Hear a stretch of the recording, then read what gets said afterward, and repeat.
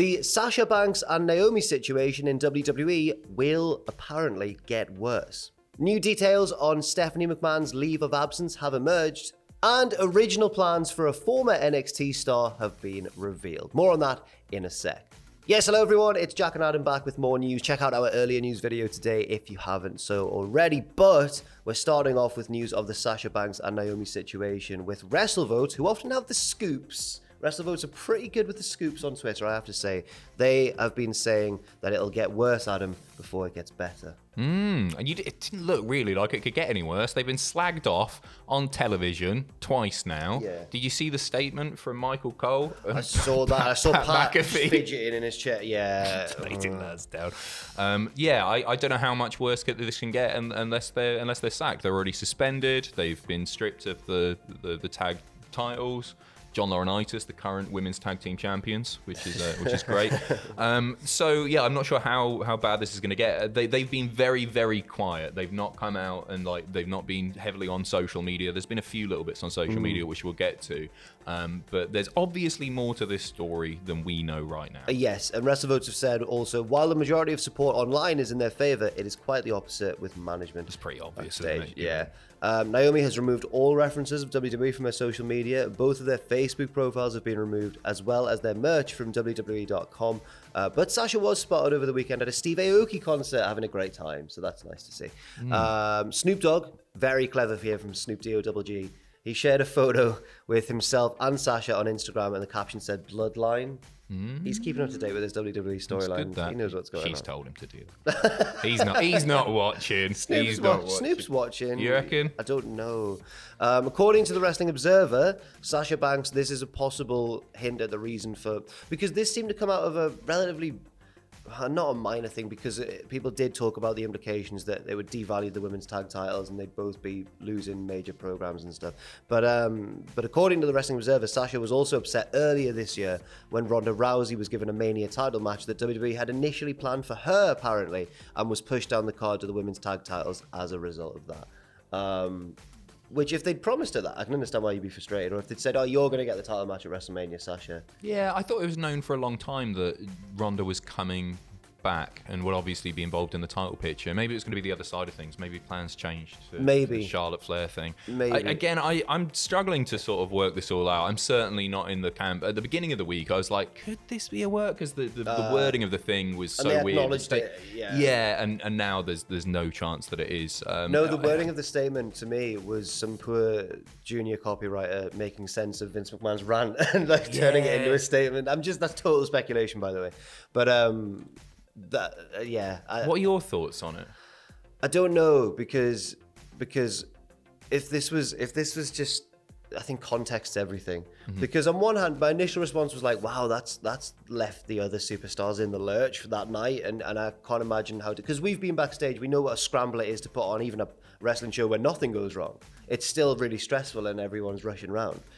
But on the other hand, we've heard countless stories of wrestlers being messed about by WWE management and told one thing and then given another, or given purposefully bad things because they're too popular.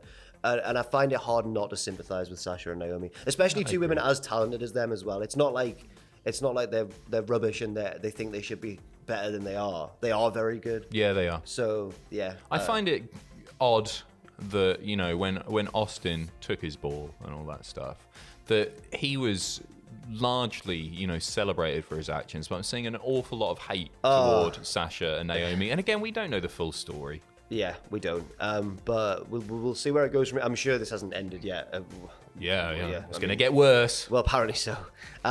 Speaking of getting worse, Bill DeMott. Yeah, Bill DeMott, not the most popular figure around, but he has also come out in support of, in a roundabout sort of way, in support of Sasha Banks and Naomi, tweeting, so they'll come out on WWE and say how Sasha and Naomi are #unprofessional, but they will not address a Hall of Fame superstar who has killed someone after numerous DUIs, obviously a reference to Sonny. And it said, I wonder how this looks to the public, which is a very fair point from Bill DeMott, to be fair. It is. And if there's anybody that I want to listen to when it comes to professionalism is Bill DeMott. No, he's right. He's spot on here. He's right here. It's a shame that Bill DeMott's the one that's saying this almost. Yeah, right. But no, he's really, really spot on. Sonny. Yeah. Not that the Hall of Fame ultimately means anything. It's nonsense, isn't it? And it's not just because there's not like a physical location for it. That like I don't think you necessarily need that.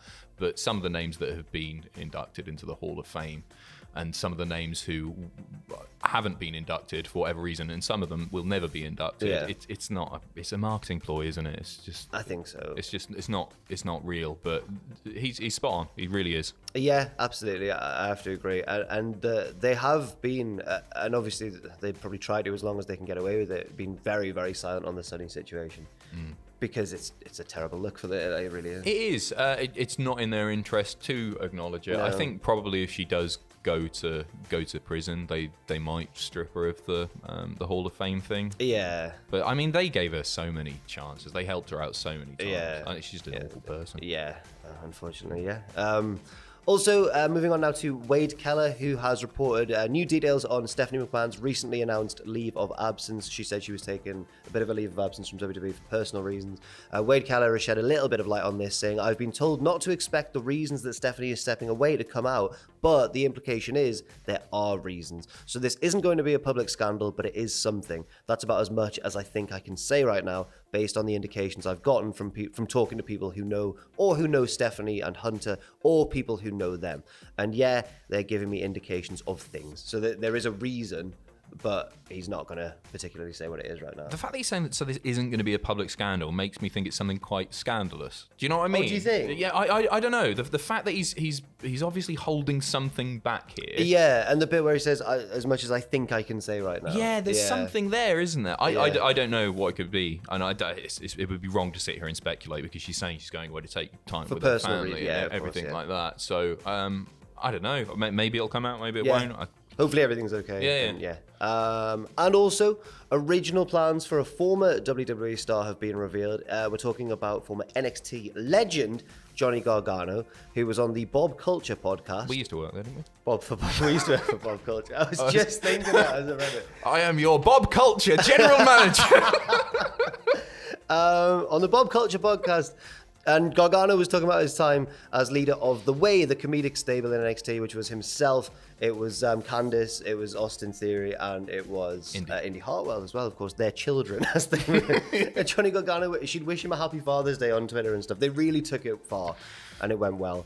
But he originally said it was meant to be a little bit different. He says it was going to be a lot more serious, but I just kind of felt like everything going on with the pandemic and with COVID and stuff, I felt like NXT just needed a little bit of levity, a little bit of funniness, silliness, and goofiness, and I was happy that I was able to provide that. Which is ironic him saying that now, because I think NXT now has almost too much funniness, silliness, and goofiness to possibly take seriously. Yeah, I agree. But I will say, I understand his reasoning at the time. And they pulled it off. They really did well. Because NXT of old, the black and gold NXT, was like proper wrestling, in-ring focus and all that sort of stuff. Yeah. And they were really refreshing on that. They did, I think they were great value and they did great work.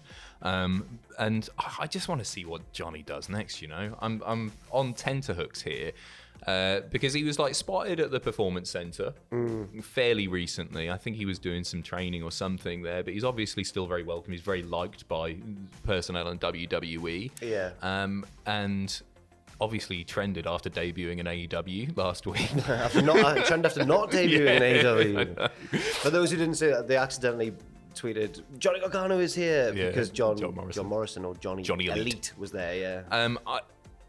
I'm just a really, really big fan. And I think Johnny Gargano is a guy who gets a lot of flack online. And I don't really understand it. Cause Matthew hates it. Really? No, Matthew hates his style of matches, I think. That sort of stuff. All the kickouts. Ah, right. And the epic length. He didn't like his matches towards the end of NXT. But he knows, he said he's a talented guy and he enjoyed the early stages of the Ciampa feud before it became kind of a bit overblown. Yeah, I don't think we'll have to wait too long until we see what he does next. I think he's probably AEW bound. I'd like to think that as well. Yeah, it'd fit in there. So not difficult. He's very small. Fit in anywhere. But do you think if he went there as well, that Candice would go to? Yeah, I think so. There was she's deal's just expired, isn't it? Her contract's expired, so she's good to go. There was a speculation they could both be the Jokers in both of the tournaments, both of the Owen Hart tournaments, but obviously that didn't pan out. Maki Ito. Maki Ito singing a bit of a song. She's alright. She's good. They're she's no good, Johnny right, and great Candice. laugh.